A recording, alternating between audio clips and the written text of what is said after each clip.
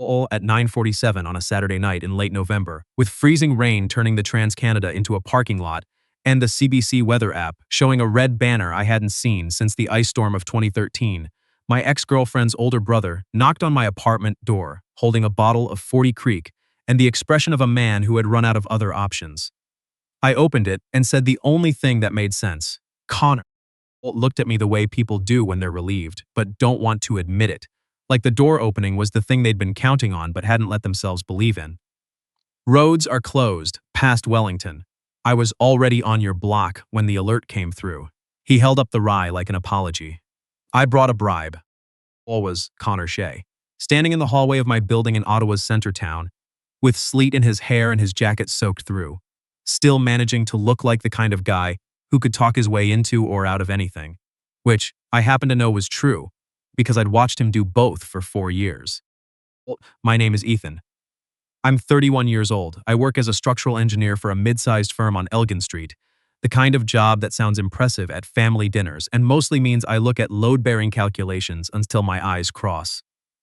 I'd been living in this apartment for 2 years, since before the breakup, which meant it carried no particular bad memories. Just the ordinary quiet of someone who had stopped waiting for things to be different. Earlier, I had been with Fiona Shea, Connor's younger sister. We'd been together for 2 years and apart for 1, and the ending had been quiet in the way that's sometimes worse than dramatic. No one cheated, no one lied. We just wanted different things and kept pretending we didn't until the pretending cost more than the relationship. She moved to Vancouver for work. I stayed in Ottawa. We said we'd stay in touch, which we did badly, and then not at all. Had been different. Connor had stayed. Or force, not in a strange way. In the way that happens sometimes when a relationship ends and the person you actually had the most in common with turns out to be someone you were never supposed to be with in the first place. We'd started as his sister's boyfriend and her brother. We'd ended up as friends who got lunch once a month and texted about hockey enough that my coworkers assumed I had someone to watch games with. What I hadn't let myself think about was why those lunches always ran 2 hours longer than planned. Ullman, I said, roads are bad. And I closed the door behind him. The apartment went quieter immediately, the way it does in winter when the weather outside is loud enough to notice. Connor set the whiskey on my counter, shook sleet out of his jacket, and looked around my place the way people do when they're seeing it properly for the first time. He'd been here before, twice, both times briefly. Now he was actually in it. Well, it looks like you live here, he said. Or, I do live here. It looks like you thought about it. Thought about it much, actually. A couch I'd had since Waterloo. Books stacked on the radiator cover because I'd run out of shelf space. Blueprints rolled up near the door that I kept meaning to put somewhere proper. A photo of my sister's kids on the fridge. May, you mean it doesn't look like a rental? Looks settled. He said it like he was testing the word. I forgot you'd been here 2 years. Or, time moves. Looked at me then, and for just a second there was something in it I didn't catalog. I went to get glasses. Holes on opposite ends of the couch, with the 40 Creek between us and the freezing rain making its case against the windows. The building was old enough that the radiators still knocked, which I'd hated when I moved in, and had since come to find comforting in the way you do with things you've stopped fighting. Or 17 is closed, Connor said, meaning the highway east of the city. Found out when I was already halfway across town. Handle, where were you going? Quiet for a second. Thought I'd see you. Bored. On a night like this. Wolf, you know how it is. You put something off and put it off, and then you're driving in a freezing rain warning at 10 at night, and you think, well, now or never. Put what off? His glass. Didn't answer right away. Outside, the wind came up, and the windows flexed slightly, the way old glass does. And I felt the apartment seal itself around the question the same way a house does when the weather is bad enough to make everything inside feel separate from the rest of the world. What are you actually doing, he said. Not the version you tell people. I leaned back. That's a loaded opening. First, I've been thinking about it for a month. Looked at him sideways. A month. Olderflun, maybe 2. Or knocked. I drank. I'm fine, I said. I don't mean that the way people mean it when they're not. I'm genuinely fine, and I'm not sure how I feel about that. Paul turned his glass in his hands. What do you mean?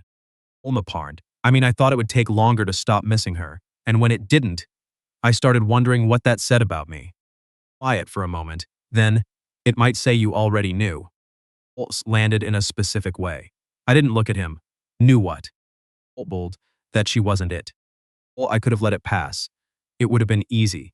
I've let a lot of things pass for a lot of years because the timing was wrong, or the stakes felt too high, or I told myself the moment wasn't quite right. I'm good at finding reasons not to say the thing. Well, is it then, I said. Very casual, very much not. Of course, Connor set his glass down. The freezing rain hit the window like it had a point to make. Or, I've been trying to figure out how to have this conversation for longer than 2 months, he said. I want to be clear about that. Well, I turned toward him on the couch, which closed the distance between us by about 8 inches, which felt like a lot. Okay, I want to say first that I know what it sounds like. I know how it lands. I know your last relationship with my family was. Oh, Connor. Horrible. What? Oh, just say it. Looked at me for a long moment. In 4 years of friendship, I had learned that Connor processed things visually before he processed them verbally, which meant he was always watching before he spoke, and being on the receiving end of that was not a small thing. I'd always told myself it was just the way he was. Well, I've been in love with you, he said, for probably most of the time I've known you. Our apartment was very quiet. Or Fiona and I broke up? I asked. I'll want to own that. I didn't act on it, I didn't say anything. But it was there, and I think you deserve to know that. Well, I sat with it. Outside, a gust hit the building hard enough that I heard it in the walls. Okay, I said finally. All you've got? Pulsed. I'm getting there. Oiled. Almost a laugh. The almost law was something I knew well, the one he did when he was nervous, but refusing to show it completely. I'd thought about that laugh more times than was probably reasonable for a man who had told himself he was definitely just friends with his ex's brother. Paul, you didn't come here because you were caught in the weather, I said. Paul, no. Paul, you came because you finally ran out of reasons not to. Paul looked at me. Yes. Paul over and took his glass off the coffee table and handed it back to him because he needed something to do with his hands, and so did I. Our fingers didn't touch. I was careful about that. I need to say something. Okay. Lord. When Fiona and I ended, one of the things that made it easier than it should have been was that I'd already been thinking about someone I was supposed to stop thinking about. I kept my eyes on the window. I told myself it was just projection, that I was making up something easier to want because the real thing wasn't working. Boltnor was very still. Well, I was wrong about the projection part. Bolt came on, radiators going from a knock to a low drone, and the apartment shifted temperature slightly the way old buildings do. And I was aware of the exact distance between us on the couch, in a way I hadn't been aware of a distance in a long time. I don't want this to be something we do because we're stuck inside in bad weather, I said. I don't want to wake up tomorrow and have it be a thing that happened. I want to wake up tomorrow and have it be a thing that started. Bolt looked at me directly. Is that what you're saying it would be? Oh, yeah. Always, then we're on the same page. Well, we didn't kiss that night. I want to be clear about that because it matters to the kind of story this is. We talked until 2 in the morning, the whiskey going slowly, the freezing rain eventually turning to snow the way it does when the temperature drops enough to mean it. I made eggs at midnight because neither of us had eaten properly. Connor sat on my kitchen counter while I cooked, which was something I'd never had someone do in that kitchen. And it felt so easy, it was almost irritating, like a piece of furniture you'd been arranging around an empty space, without realizing there was supposed to be something there. Whole point, I said, Fiona. Old once, I know. Olbe, she's in Vancouver. Also been with someone for 8 months. She's happy. She told me when she called at Thanksgiving. Orbed that. It didn't sting the way I'd have expected a year ago. Does she know about? Oh, I haven't said anything to anyone. He paused. I was waiting to see if it was real first. Orlib and looked at me over his eggs. It's been real for 2 years. I just didn't have the vocabulary for it. Well, I understood that. I was an engineer by training and by inclination, which meant I was comfortable with certainty and uncomfortable with anything I couldn't calculate. Feelings towards someone I was supposed to call, my ex's brother, had not fit into any framework I had available, so I'd filed them under irrelevant and moved on. Except they kept pulling out of the file. We'll sleep on opposite ends of the couch with the TV on low, some nature documentary about the Rockies that neither of us was watching. I woke up at 6 to a city that had gone completely white overnight, and the kind of quiet that only happens in Ottawa after a heavy snowfall, when even the plows haven't started yet and the whole place sounds padded. Paul was already awake. He was standing at my window with coffee, looking out at the street. Olv, it snowed, I said brilliantly. 30 centimeters. He handed me his mug without turning around. I looked it up. Roads might open by noon if the plows get ahead of it. I drank his coffee and stood beside him at the window, and we looked at the street together. My car was a white lump. The maple trees along the sidewalk were bent under the weight of it. A single set of footprints crossed the road, probably someone walking a dog at dawn. Want to do this right, I said. Or turned his head. Say more. Want to start something, and then have it be a thing we're embarrassed about. I don't want to tell people we got together because you were snowed in at my place, and one thing led to another. What do you want to tell people? That I took you to dinner first. Pause. Then he smiled slowly, the real one, not the almost law. I'd seen that smile exactly 4 times in 4 years, and each time it had done something to my internal architecture that I'd attributed to coincidence. Old man, he said. Olbred. Yeah. Ol's mug back. Then take me to dinner. Or, roads are closed. Mill, I can't wait. What was it? That was the whole morning. We made more coffee, and I found a bag of frozen Ace bakery bread in my freezer that I toasted on the stovetop, and Connor talked about a renovation project he was managing in Hindenburg, and I told him about the bridge assessment I'd been fighting with for 3 weeks, and it was so ordinary it should have been boring, and was instead the most awake I'd felt in months. At noon I got a text from 511 Ontario that the Queensway was reopening. I didn't mention it for 40 minutes. Ori said, roads are probably okay. Connor looked at me with the expression of a man who knew exactly what I'd just admitted. Probably, he agreed. I took him to dinner that evening. Not fancy, because fancy felt like trying too hard, and Connor wasn't a trying too hard kind of person. We went to a Portuguese place on Somerset that I'd been going to since university, small enough that the owner knew me by name and brought us extra bread without being asked. We sat across from each other at a corner table, and it looked like a date because it was a date, which was a sentence I had not been prepared to think 2 days earlier. Or family, I said, at some point over the bacalhau. It was quiet for a moment. My family will have opinions. Called me Fiona's boyfriend until 8 months after we broke up. Also thought Celine Dion was from Ontario until last year. Her geography is inconsistent. Laughed despite myself. I'm serious, though. Am I? He leaned forward slightly, and the candlelight, they had actual candles, not the battery kind, shifted across his face. My parents are going to find it uncomfortable. Maybe for a while. That's going to be true no matter when we tell them. The question is whether we're going to let discomfort make the decision for us. Moved, what about Fiona? Mer, what about her? Maid, she's your sister. She is. And she ended a relationship with you, moved across the country, found someone she's happy with, and has not asked about you once in 12 months. He said it plainly, not cruelly. I love her. She's not a reason not to do this.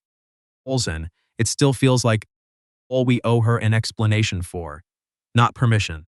I sat with that. Outside, Somerset Street was doing its usual Saturday night thing, people spilling out of bars and restaurants, someone laughing too loudly on the sidewalk, a streetcar going past. Ottawa moves slower than Toronto and faster than people outside of it think, and on nights like this the city has a particular energy that I'd always liked, the sense of a place that knows what it is. Told myself for a year that I was projecting, I said. That wanting something uncomplicated meant I was inventing feelings for the least complicated option. You're not uncomplicated. Smiled. That might be the most accurate thing anyone said about me. Want to do this because it's true, not because you were the warm thing available. I've across the table and put his hand over mine, just briefly, just a second, and then withdrew it because we were still learning each other in this register and he wasn't one to push. I know the difference, he said. I've been watching you be careful with me for 2 years. Careful is its own kind of answer. All the times I'd canceled a reason to think about him and gone home and made dinner and watched something forgettable on TV and told myself I was fine. Yeah, I said, I know. Walked back along Somerset after dinner, even though it was cold, the kind of Ottawa cold in late November that has no ambivalence about it. Connor had his hands in his pockets, and his shoulder occasionally bumped mine on the narrower parts of the sidewalk, and at some point, the bumping stopped being occasional. I didn't move away. Neither did he. Street, I stopped. I want to say something. Two, turning toward me. A street lamp was the only light, and it made the snow in the trees look copper. Okay. On for a year, and I've been telling myself I was fine with it, and I was. But fine is not the same as happy, and I think I got good at not knowing the difference. Old maid. Connor waited. I'm happy tonight, I said. I just want to name that. Holt looked at me for a long moment, and then he stepped close enough that there was no practical distance left between us, and he kissed me on my own street in the cold, like it was something he'd calculated the exact coordinates of. I kissed him back. A streetcar passed at the end of the block. Neither of us moved. When we stepped back, he looked almost surprised, which made two of us. Okay, he said. Older. Yeah. We went back upstairs. I want to be honest here. We took it slow. Not because we didn't want to, but because there are things you only get to start once, and we both knew that, and neither of us was willing to rush it into something shapeless. We sat up until nearly midnight, and I showed him the bridge assessment drawings that had been driving me insane, and he told me exactly one structural note that turned out to be right, which was annoying. And we laughed about that for longer than was proportionate. And at the end of the night when he said he should go, I said, "You can stay." And he said, "Not tonight." And I understood completely. He texted me when he got home. It 3 times, and then put my phone face down and sat there in the quiet of my apartment, feeling something I couldn't quite name but which sat in my chest like a good ache. The kind that means something is healing rather than breaking. Lord, the next 3 months were not simple. I want to say that clearly because the story of how something starts is always cleaner than the story of what it's actually like. Fiona called Connor in January, and he told her, and the call lasted 2 hours. And the first half was hard, and the second half was less hard, and at the end of it she said, "I need time," and Connor said, "Take it," and that was that. She didn't call me. I didn't push. Oral. Some things have to settle before they can be discussed, and she was allowed that. Called it complicated, which was accurate. His father called it unexpected, which was also accurate. His father also spent an evening asking me about load distribution in residential foundations, which was his version of an olive branch, and which I accepted without comment. Or at brunch with Connor's parents for the first time in March. It was awkward in the specific way that first meals with someone's family always are when the family already has a context for you that doesn't match the new one. Connor's mother kept calling me the engineer instead of my name, which I think was her way of not committing yet. Helped her move a stuck window in the kitchen because the frame had swollen with winter moisture, and I knew exactly how to plane it back without damaging anything. She called me Ethan after that. Yours, small victories. Owner found a carpenter's mistake in the framing of a wall in my building's lobby that had been bothering me for 2 years and couldn't name. He looked at it for 30 seconds and said, "That header's undersized," and I felt something unreasonably fond about that, which is possibly the most engineer-specific romantic response in history. All in May, Fiona came back to Ottawa for a long weekend with her partner, a woman named Britt, who worked in marine biology and had the easy confidence of someone who was comfortable in most rooms. We all had dinner. It was awkward for the first hour, careful and over-polished the way things are when everyone is trying not to say the wrong thing. Or, sir. Then Fiona made a comment about the restaurant's lighting being bad enough to hide anyone, and Connor said it was hiding his posture specifically. And something broke loose, and by dessert it was almost normal. Pulled me aside by the coats on the way out. "Wanted to be angry," she said. "Would have been fair. That would have been fair. Would have been." She looked down, then back up.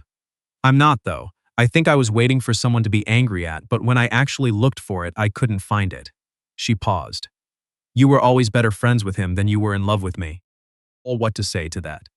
"I'm sorry." B. I think I knew too.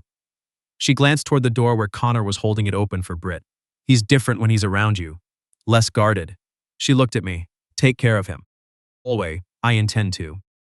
Once, zipped her coat, and walked through the door he was holding, and that was the conversation. Not a blessing exactly. More like an honest accounting. By September, Connor had a drawer at my place, and strong opinions about my coffee setup, both of which I had opinions about in return. He thought the pour-over was pretentious. I thought his French press habit was sentimental. We made both every morning and sometimes traded halfway through, which probably said something about us that I didn't need to analyze. Built a bookshelf for the bedroom because I had genuinely run out of horizontal surfaces.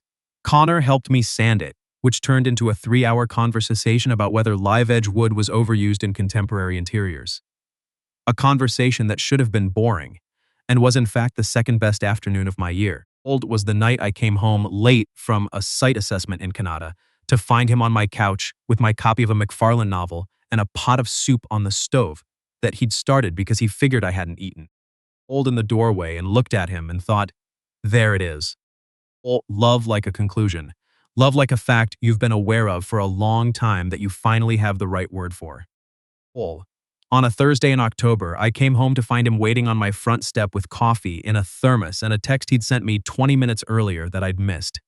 He looked up when I opened the building door. I was in the neighborhood. Ordville, you work in the glebe. It's a short neighborhood.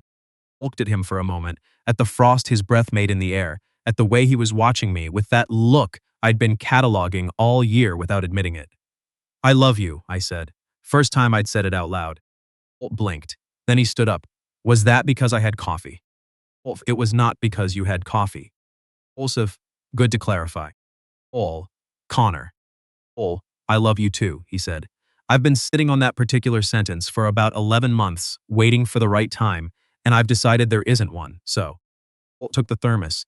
Our hands held it at the same time for a second before I took it properly. Come inside. Mo. Yeah. That winter was different from the one before it. Not easier necessarily, because life doesn't simplify that much, no matter what you want, and there were still conversations with his mother that felt slightly sideways, and a work dinner where I introduced him and watched someone do the quiet math of how we knew each other and decide to just accept it. There was still Fiona's occasional stiff silence on a family call when Connor mentioned something we'd done together, though that softened too, gradually, the way things do when no one is actively keeping them hard. What was different was the apartment. It had always been quiet in a way that I'd called peaceful, and which I understood now had actually been empty. The difference between the two things is not obvious when you're inside it, but it's very obvious when it changes. A jacket by my door. He knew where I kept the emergency candles. He came to my firm's Christmas party and spent 40 minutes talking to my project manager about historic building codes in Ontario, and I had to physically relocate him because he was genuinely enjoying it, and I needed him to eat something. On a Sunday morning in February, exactly 15 months after the freezing rain, I woke up early to the sound of the radio on low in the kitchen, the CBC morning program, someone talking about road conditions on the 416. Connor was making oatmeal, not asking, not announcing, just making it, like a person who knew how to be in a space without performing it. I stood in the kitchen doorway. He didn't hear me over the radio. Outside the window, the snow was coming down steady and ordinary, the kind that Ottawa does 3 times a week from December to March, and which I had always experienced alone, and which looked different when there was someone in the kitchen. And saw me. Morning. Always. Morning. Folded me coffee like it was already a habit because I took it. We stood in the kitchen and watched the snow come down, and the radio said something about a winter advisory on Highway 7, and I thought about a November night 2 years ago that had begun exactly as badly and ended in a completely different way than expected. Some things take longer to arrive than you planned for. Some people do. I kissed him over my coffee mug. He bumped his forehead against mine like it was something we'd always done. Outside, Ottawa kept snowing, quiet and ordinary, and neither of us said anything because the room was already full. I used to think that doing the right thing meant staying quiet. That loyalty looked like keeping your feelings filed somewhere they couldn't cause damage. For years, that's what I told myself I was doing. Being decent, being careful, not making things complicated for people I cared about. And in a way, I was. But I was also just afraid. The difference between those two things is smaller than it looks from the inside. Showed up at my door in a freezing rain warning because he had finally gotten tired of the gap between what he felt and what he was willing to say out loud. That took something. Not recklessness. He'd sat with it for 2 years, turned it over, checked it from every angle the way a careful person does before they commit to anything real. When he finally spoke, it wasn't impulsive. It was the opposite of a long, honest conversation he'd been having with himself, alone, without an audience. That kind of honesty, the kind you practice privately before you ever say it to anyone, is harder than it looks and rarer than we admit. All. What I keep coming back to is the question of what we owe each other when feelings exist that nobody asked for. I didn't ask to feel the way I did. Connor didn't either. Fiona didn't do anything wrong. The situation wasn't clean and it was never going to be. But the answer to a complicated situation isn't pretending it's simple. I'd spent a year calling it projection, because projection was easier to dismiss than the truth. The harder thing was actually looking at it clearly and deciding what to do with what I found. Version of this story where I keep the feeling filed under irrelevant for another 2 years. Where Connor drives home in the freezing rain, and we both keep getting together for lunch once a month and talking about hockey, and neither of us ever says the actual thing. That version is easier in the short term. It's also a slow kind of dishonesty, the kind that doesn't feel like lying because nothing is technically said out loud. That version costs more in the end than the awkward conversation at the door ever did. What I learned. And I don't use that phrase lightly because I find it a bit much when people wrap everything in a lesson, is that courage in ordinary life mostly looks unglamorous. It looked like Connor standing in my hallway with a bottle of rye and 48 hours of built-up nerve. It looked like me stopping myself from deflecting when he said the real thing. It looked like Fiona, months later, standing by the coat rack and saying something honest that was hard for her to say, and which she said anyway because she's that kind of person too when given the space. None of us were perfect in it. We were just willing to keep choosing clarity over comfort, one uncomfortable conversation at a time. That, I think, is most of what integrity actually is. Not a grand gesture, just the accumulation of small moments where you decide not to look away. A freezing rain warning that night closed the roads. It also, in a way, closed off the easy exit. Sometimes that's what it takes. Sometimes you need the weather to run out of excuses for you.